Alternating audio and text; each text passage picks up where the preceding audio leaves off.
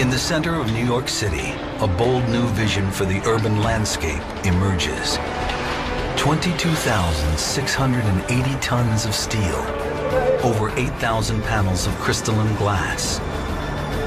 It's one man's towering dream becoming reality.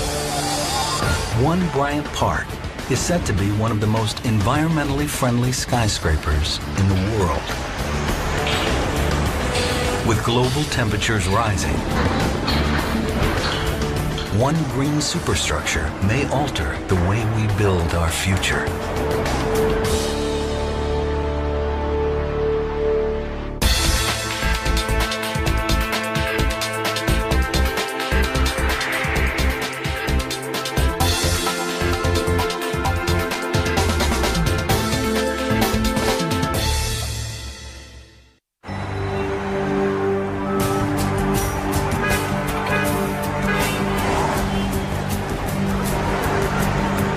It's 8 a.m. in the center of Manhattan.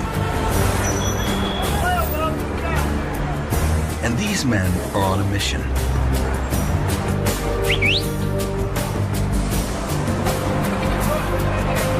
Today, they must raise over 45 tons of steel, 220 meters in the air, to complete the 48th floor of this monumental tower.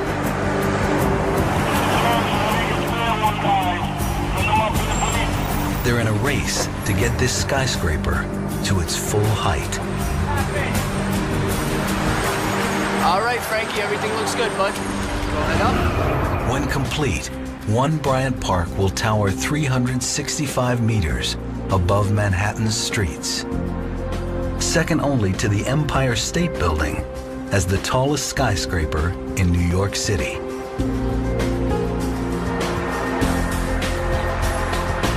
To do that, they must build the structure 288 meters high and then top it off with a 78-meter spire, one of the largest spires ever erected in the city.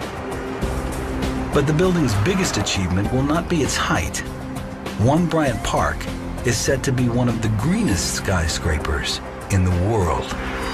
Its combined green features will be unprecedented. It's an ambitious plan to have so many energy-saving systems combined into one skyscraper. And it's the brainchild of this man. Architect Richard Cook's dream is to raise the most environmentally friendly skyscraper in the world. As an architect, I think we must immediately radically change the way we build buildings and radically change the way we build cities. I hope that when people look at One Bryant Park, they think that it could be an icon of when we started thinking fundamentally differently about the environmental impact of a skyscraper. Cook's vision, One Bryant Park, is out to tackle a big problem. Buildings account for nearly 40% of total U.S. energy consumption.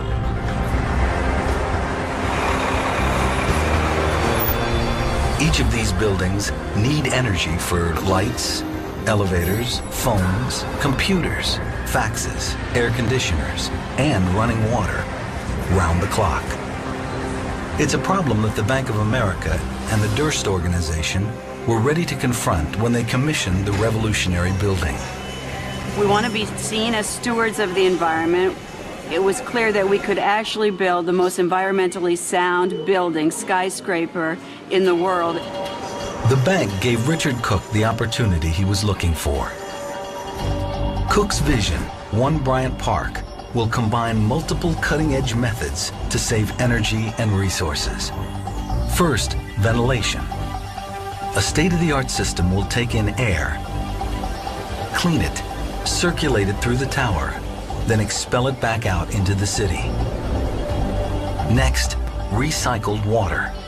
An advanced reclamation system will collect all rainwater that falls onto its roofs, storing it in large gray water tanks. The rainfall will be reused throughout the tower to help supply water systems for the skyscraper. Then, glass. A new crystalline facade will help keep the heat out, lowering dependence on interior lighting and air conditioning, saving on electricity. Cook's first challenge? Coming up with the initial design. As an architect, you start with the blank canvas. It's what should this building look like? We're really interested in the pursuit of the perfect form, whatever it might be, at this location, at this place.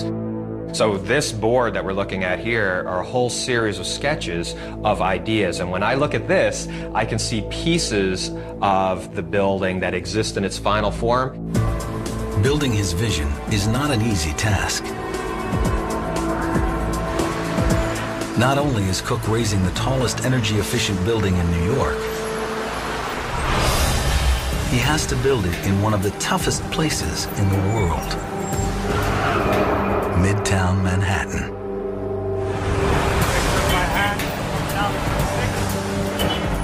Erecting a skyscraper in New York City creates extraordinary challenges, especially at the corner of 42nd Street and 6th Avenue, one of the busiest intersections in the city. To start off, the crews must dig one of the deepest foundations in Midtown. This is an incredible deep foundation. It's the full width of the site, so 200 feet long, 450 feet wide, and it's about 100 feet deep. Over 198,000 cubic meters of earth had to be removed from the site. But the team faced a big problem. Blasting in Manhattan is forbidden. Typically, blasting is the most efficient, quickest way to get through all that rock, but we have subway tunnels on 42nd Street and another subway line coming up and down 6th Avenue, which are right there and right there. And we can't really blast adjacent to that. There's also historic buildings all around the area, as well as a 50-story tower directly adjacent to us. Not really conducive to blasting. So they had to do it the old-fashioned way, by digging. You can't dynamite Manhattan, so it's all chiseled and machined out with large excavating machines. All told, it took almost a year of excavation. By July 2005, the foundation was finally complete. Almost 2 years later, the building stands 48 stories high. That's over 200 meters above the streets. With 7 floors left to go, they're almost at the top. And work continues furiously.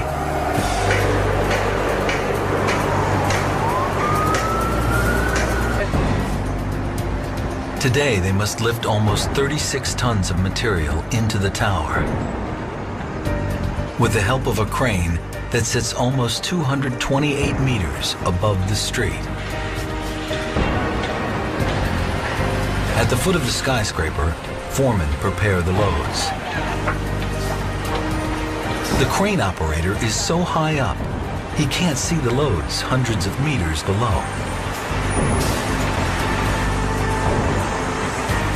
At these heights, the operator must lift each load blind, relying solely on the voices of his crew. Stop at the skate diver now. I've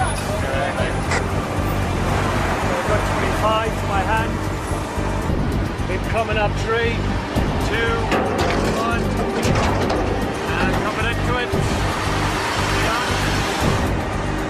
The crane's biggest job is lifting the enormous steel beams to iron workers that continue to build the floors of the tower. But first, the crew must get them here. The beams arrive on large flatbed trucks. This is just an average load. This is about 23 ton, in that range, give or take a couple hundred pounds. But getting a truck like this through the city traffic can be a nightmare.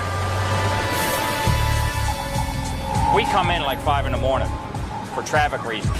Mike will call us and say, all right, come on up. So then we start coming up. But that's the biggest nightmare, is getting here. By midday, the traffic gets worse. I need a long distance to make a turn now. Like there's no way I can make one of these turns down these streets. I'm gonna have to go down and cut over 3 lanes to make a left-hand turn down there. There's no room to park on these streets, so that's the issue. Once the steel arrives, the men work quickly, raising about 20 tons of steel to the 48th floor.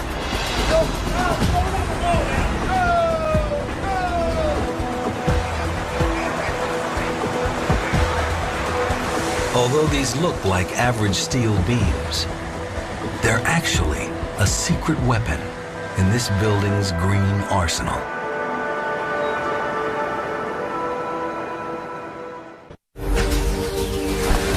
To be one of the most environmentally efficient skyscrapers in the world, One Bryant Park will embody state-of-the-art green systems from surface to core.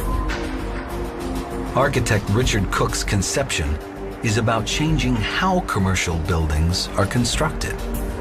The fundamental breakthrough wasn't to design a building and then see how green you can make it, but it was in the DNA of the project. It was, how do we fundamentally rethink the way we build a building? Cook's team decreed that many of the materials used to build One Bryant Park must be sourced within an 800-kilometer radius of the site, cutting transportation costs and energy use.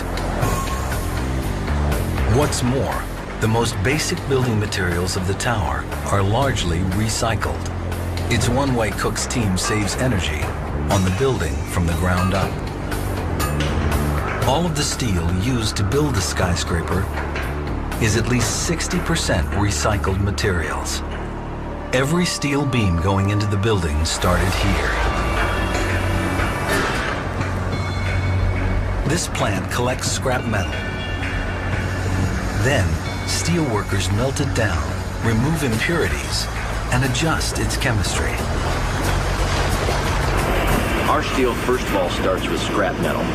We recycle scrap metal. Almost 95% of our raw material is nothing but recycled scrap metal. That's your old cars, old washing machines, old dishwashers. We shred it, we compact it, we sort it, and that becomes our basic starting point. This molten liquid runs through the molds and transforms into steel beams. Then, machines roll them out onto cooling beds, most still glowing from the heat. Once cooled, workers test them for strength and durability. From this steel mill, each beam eventually makes its journey to the One Bryant Park site in Manhattan. But steel is not the only sustainable element that leaves this plant. Even the waste of the steel mill helps create sustainable materials.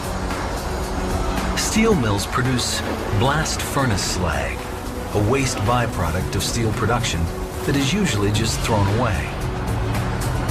But for the One Bryant Park site, this slag waste is reused. It's a key element of the building's concrete, making up 45% of the mix. This leads to a drop in the carbon emissions created during concrete production. When we work at scale, when it's an enormous building, little changes make big differences. Change from regular cement to blast furnace slag, save 56,000 tons of CO2 production. So the concept is work at a really big scale, make little changes, you make big difference. All told, 52,000 cubic meters of this concrete slag mix will fortify the superstructure. Not only does the production of concrete slag emit less carbon, it also makes the concrete stronger. Building with green materials is challenging in itself, but the teams at One Bryant Park must also face all the construction hurdles of any new skyscraper, like the unforeseen forces of nature.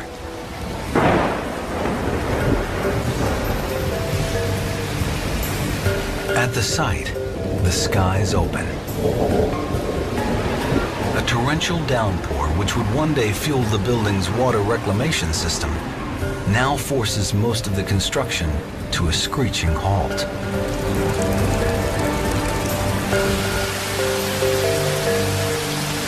Between the driving rain, the wet decks, it's made it difficult to get people up here in a safe environment for them to continue the steel erection. All the steel erection and the perimeter work is done for the day.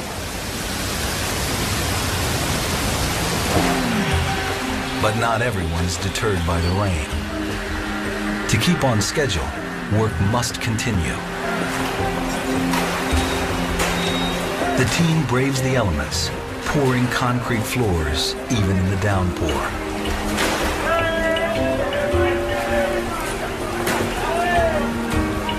Surprisingly, the rain doesn't affect the concrete's strength.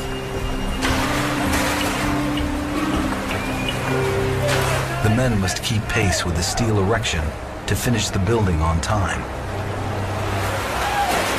As the building rises, so does the pace of the concrete team.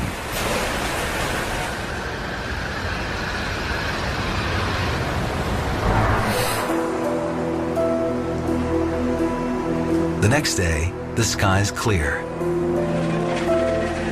And just in time. Today's schedule, lifting one of the building's largest beams to the rooftop.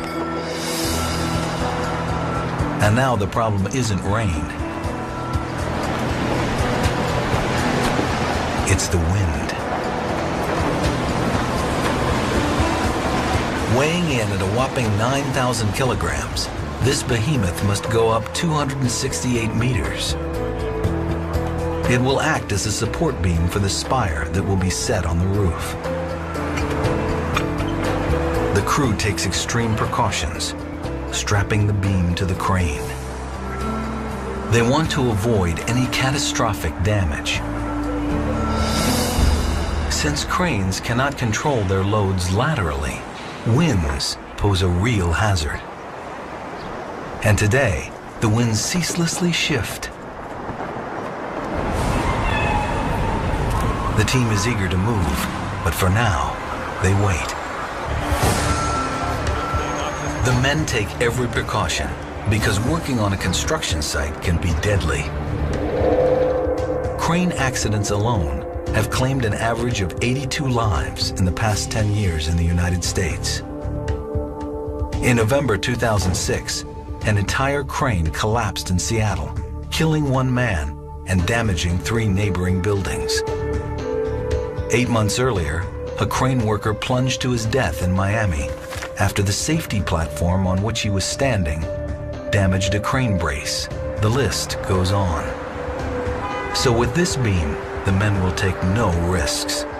We're going to send the load back today because, as you can see, it's too windy. We're almost 800 feet in the air, and you can see it's too windy. And picking it, they're worried that the load will spin into the crane. So we'll try it again in the morning.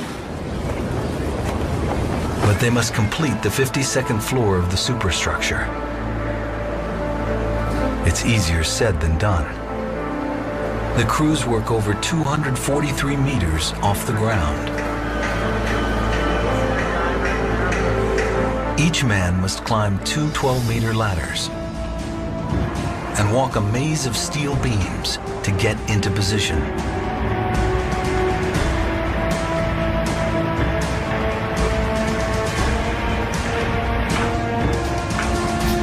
To work at such heights, the men must have nerves as strong as the beams on which they walk.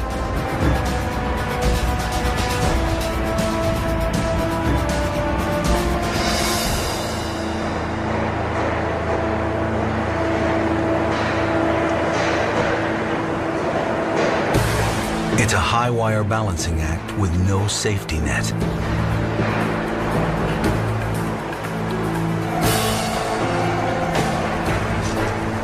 As the cranes swing the steel beams over them, the men must carefully position each beam, locking it together like a jigsaw puzzle. It's a careful balancing act, but the men are undaunted. Today, they succeed. With the final beam, they complete the 52nd floor of the tower. Each day, floor by floor, these men bring the superstructure one step closer to the spire installation.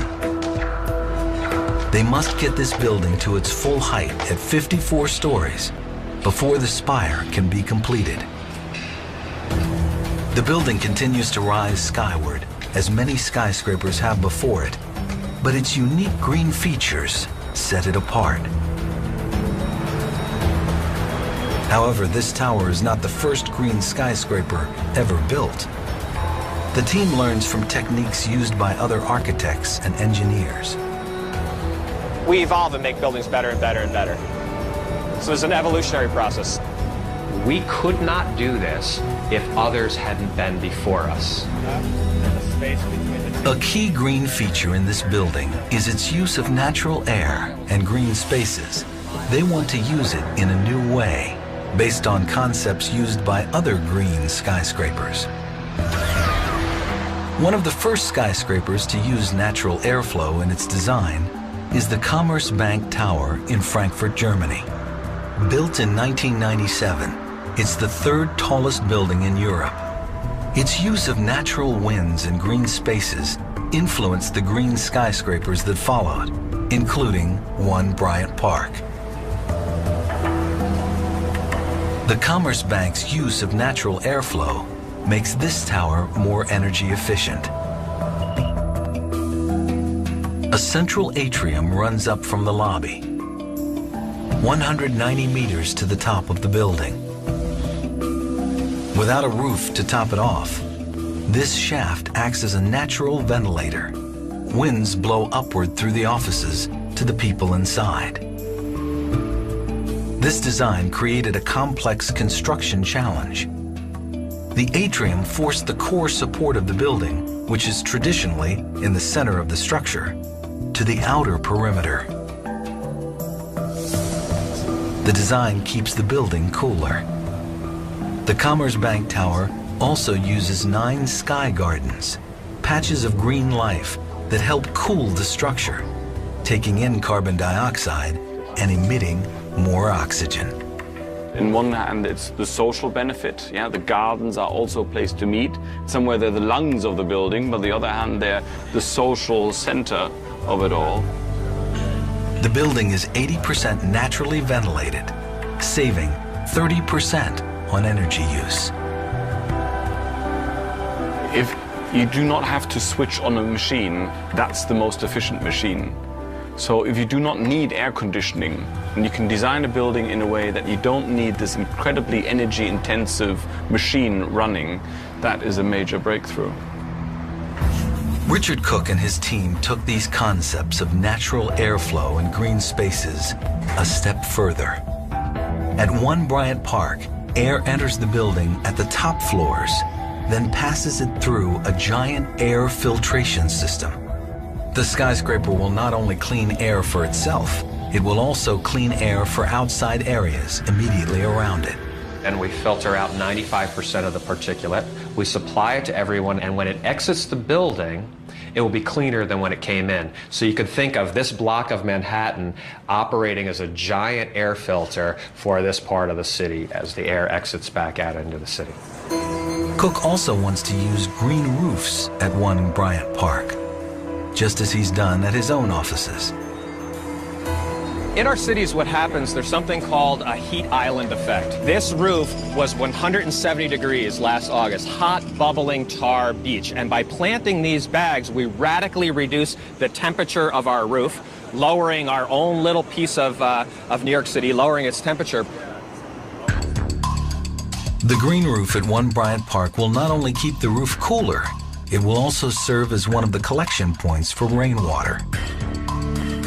Cook and his team want to reuse every drop of rain that hits the building's roof. We're standing right now, we're standing on top of the 6th floor roof. This is one of the main roof surfaces where we're collecting water. And basically this entire area is going to be covered in a green roof. When rain hits this roof, it's absorbed by the plants. The excess funnels down into the building. There will be 4 tanks placed on different floors throughout the skyscraper, and 1 in the cellar. This gray water system captures and reuses almost all rainwater and most wastewater, saving over 400 million liters per year, which translates into an annual savings of about $500,000. For Cook's system to be operational, the crew must first get this tank into place. It is the fourth of 5 tanks that need to be installed. Today, the men must lift this 32,000-liter tank into place from the street level to the 41st floor above. It's bulky and weighs 9,000 kilograms. So getting it into the building is a formidable task. It's another risky operation for the crew. The straps must hold until the tank reaches its destination, over 122 meters above the streets.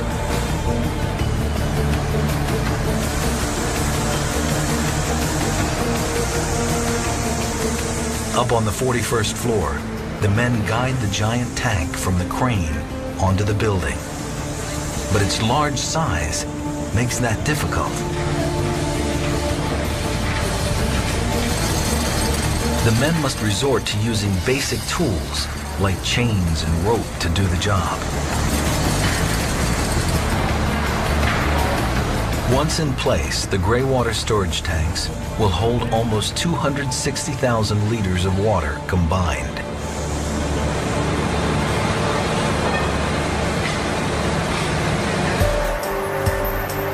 Deep in the building's cellar, Cook's team has installed a unique system that chills water by night to efficiently cool the building by day.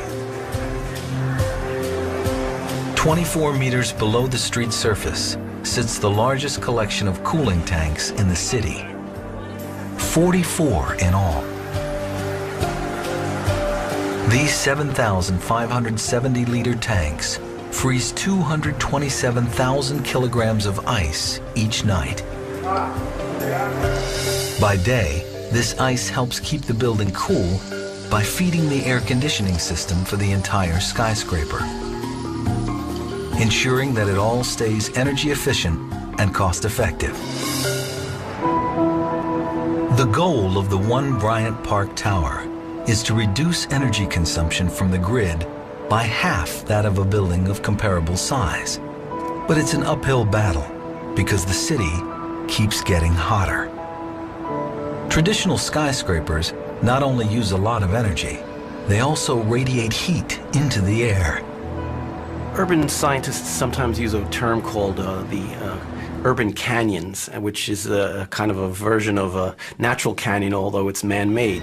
Mostly they add to the heat effect. A couple of the ways is they increase the surface area in a city that's exposed to sunlight.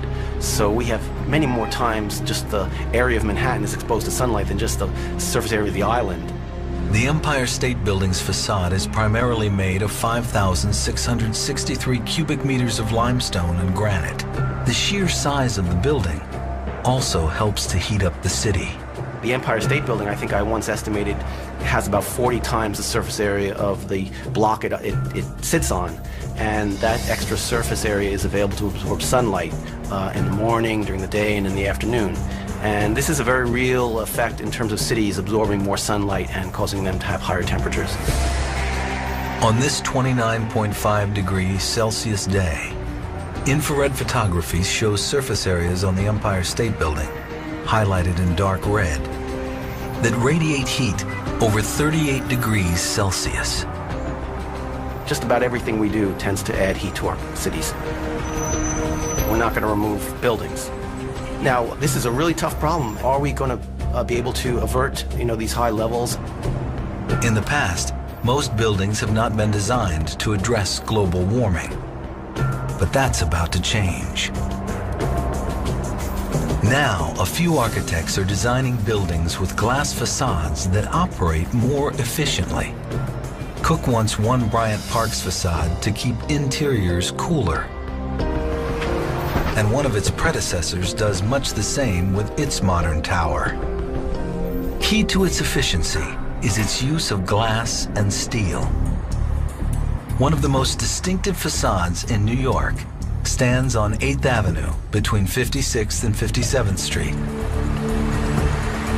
At the Hearst Tower, a traditional 86-year-old facade meets the cutting edge in ultra-modern design.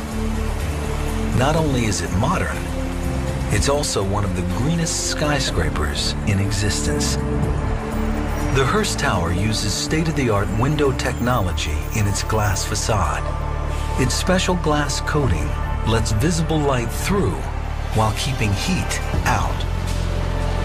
Interiors stay cooler and demand less energy for air conditioning.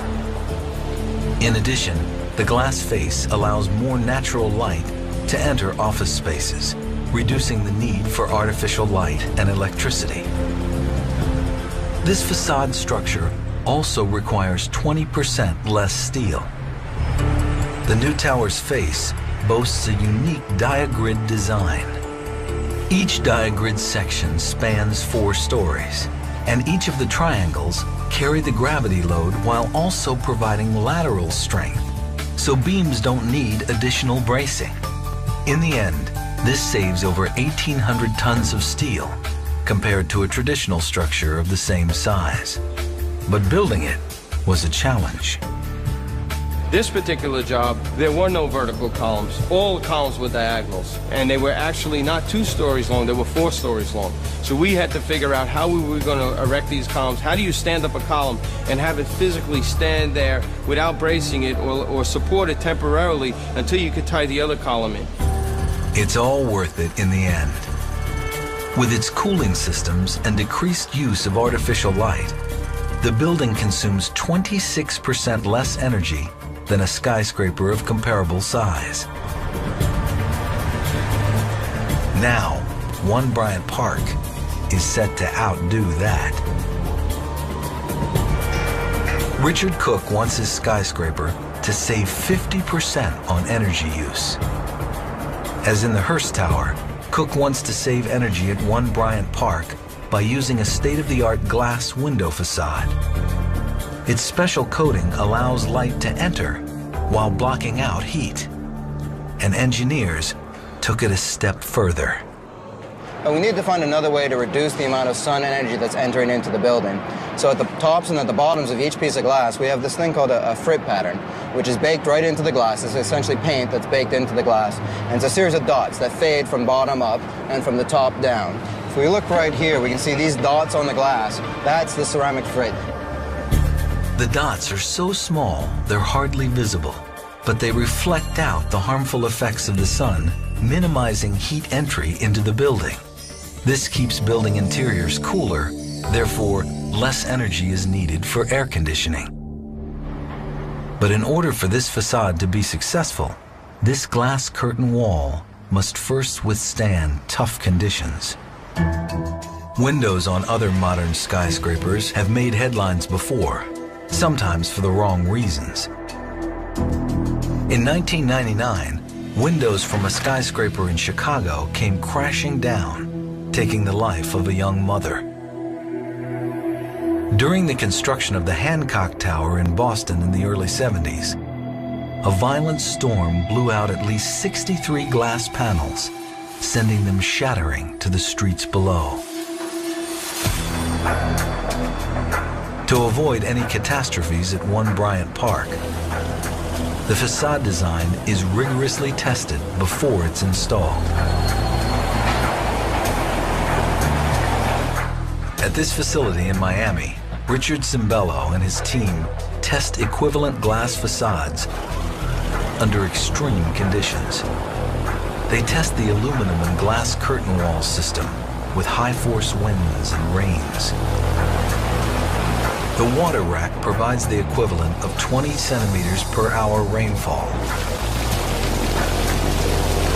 And this turboprop jet engine breathes an 80 kilometer per hour wind force. We're inspecting the wall for leakage. We will look along the gaskets, down the gaskets, at the corners. The wind gusts are also moving the glass in and out, somewhere around 1/4 of an inch.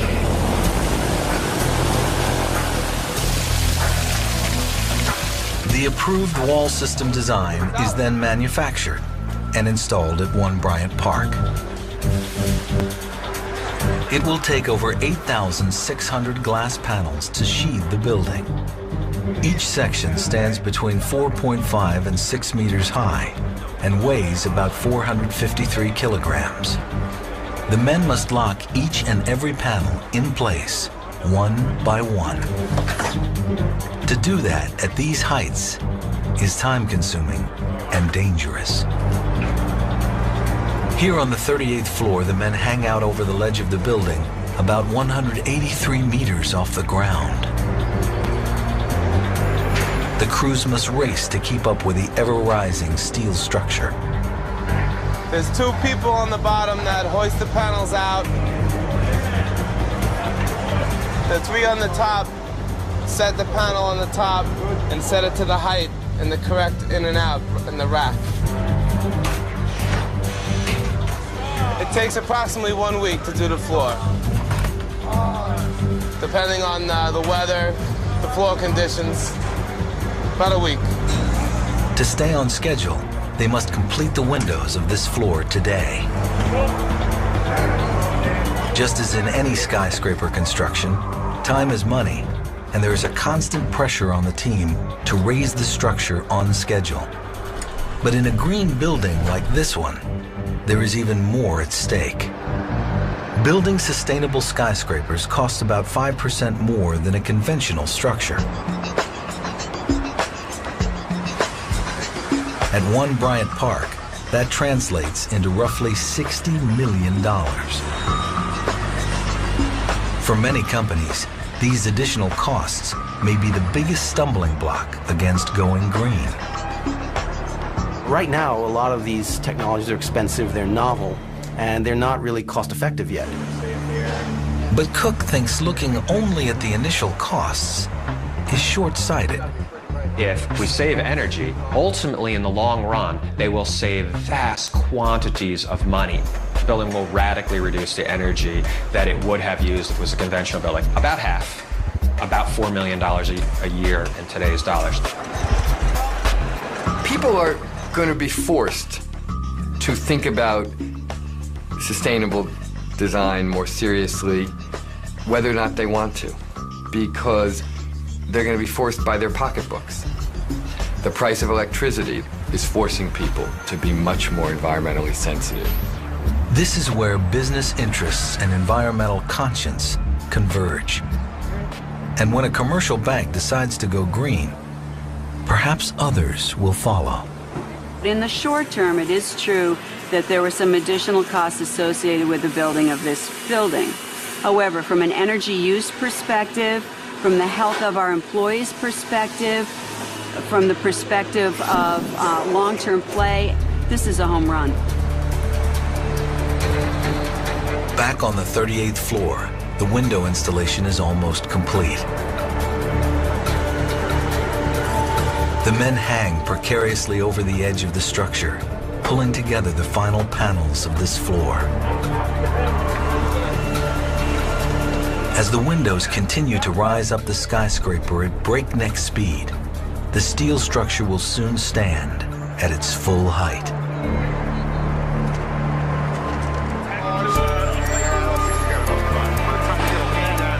It's July 2007, almost 3 years after the skyscraper broke ground. And the men prepare for a monumental occasion. They're about to lift the final beam that will complete the top floor of the superstructure. I'll tell you, it's a great project to be on. We're very proud to be here. And, you know, these buildings are getting prettier and prettier as they go up, and we're just very proud to be on this site. They leave their signatures as a permanent mark on the superstructure.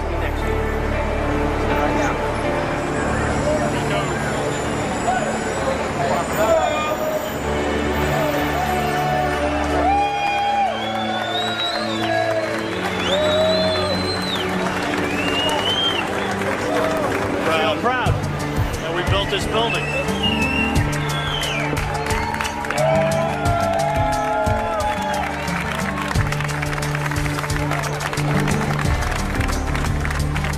The final beam reaches the top floor. But the work is not over yet. Now, With the floors of the superstructure at its full height of 288 meters, the men move into their next big challenge, setting a 78-meter spire on top of the giant steel structure.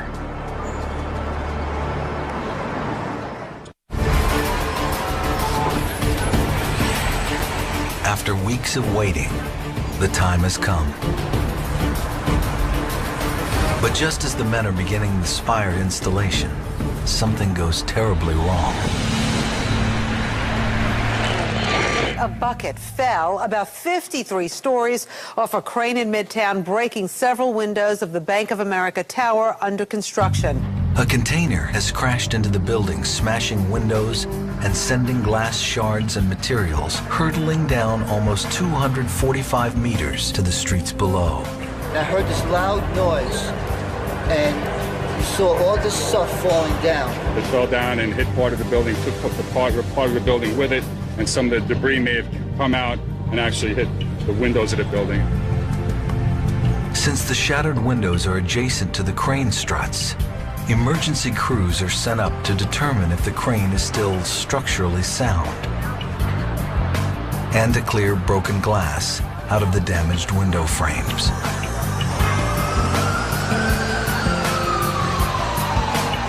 Four pedestrians and 4 workers are injured. The accident shuts down a 2-block radius around the site. All construction comes to a complete stop, and the team must regroup. It takes nearly 2 weeks to address all the safety concerns. Then finally, the men move on to the last big job at hand.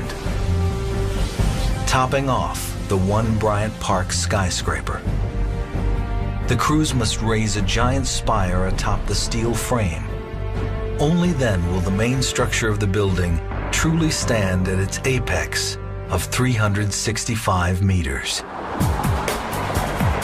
The spire is so large, it must be transported in pieces on several trailer trucks, and massive loads going into Manhattan need special care. Going into New York City, you basically lose 2 days because you have to roll in at night, and then first thing in the morning they'll have you go to the job site and offload.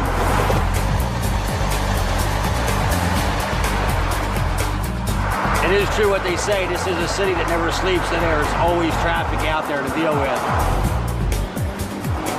It gets a little hairy at times, you know, but you have an escort behind you and he kind of blocks it off a little bit. Even though New York is a really big city, the streets aren't the biggest. Early the next morning, the spire pieces finally arrive at the site. We'll definitely get it up there. I don't know if they're going to set it or not, but they will get it up. They have to, because there's nowhere to sit on the street. The spire is made up of 70 individual steel pieces. Each must be lifted to the rooftop, where they are assembled and attached to one another. The process is expected to take nearly 5 weeks under ideal weather conditions. Despite the fog, the men get to work. The crane lifts a 7.5 meter long, at least 1.5 ton section into position. At almost 275 meters in the air, a slight miscalculation can prove fatal.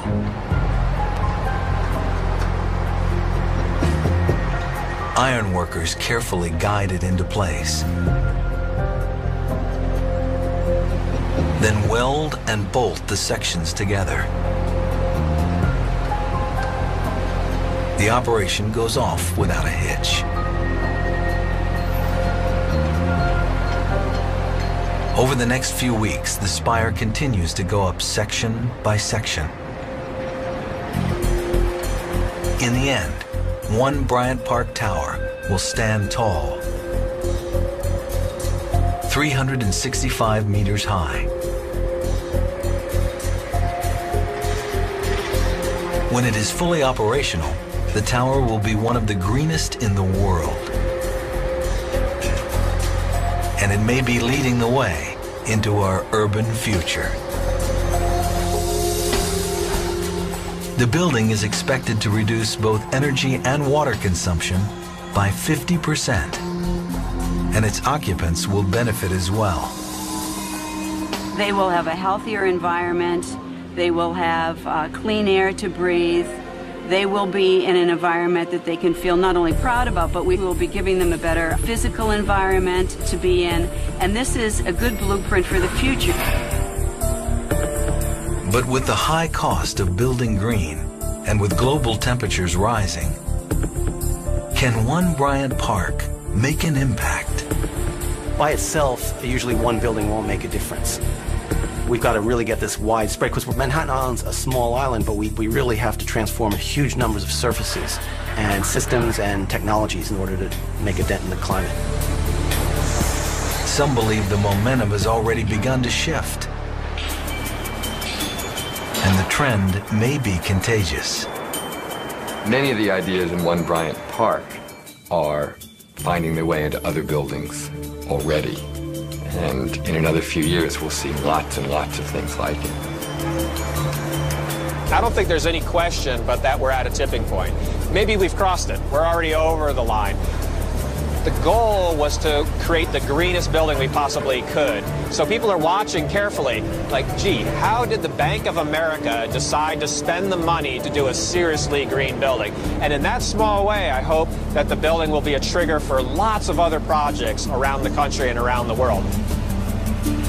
But Cook's vision at One Bryant Park is among the first steps towards significant change. Green architecture in skyscrapers is constantly evolving.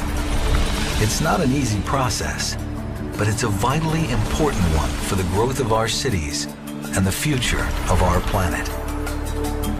So as far as green buildings go, it seems, at least for now, the sky's the limit.